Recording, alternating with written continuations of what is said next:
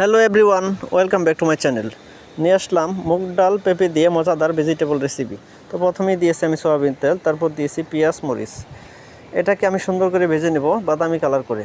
এরপর ছেড়ে দিলাম 4-5টা তেজপাতা, লবণ, হলুদ, ধনিয়া, জিরা, আদা বাটা এবং রসুন বাটা।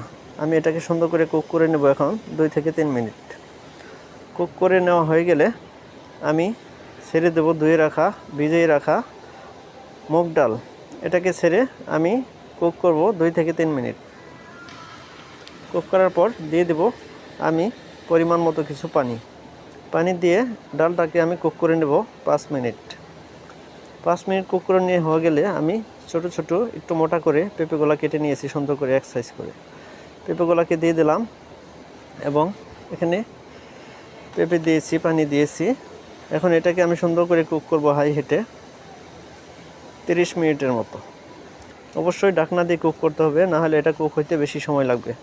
দেখেন আমার রেসিপিটা কিন্তু মোটামুটি রেডি। আমি ছেড়ে দিলাম কিছু ধনেপাতা কুচি, ছেড়ে দিয়ে এটাকে সুন্দর করে মিক্স করে নেব 1 মিনিট। 1 মিনিট মিক্স করে নেওয়ার ফলেই কিন্তু আমার রেসিপিটা পুরোপুরি রেডি। দেখেন কতটা ইয়ামি হয়েছে। আপনি এই শুধু পেঁপের সবজি দিয়েই কিন্তু এক বেলার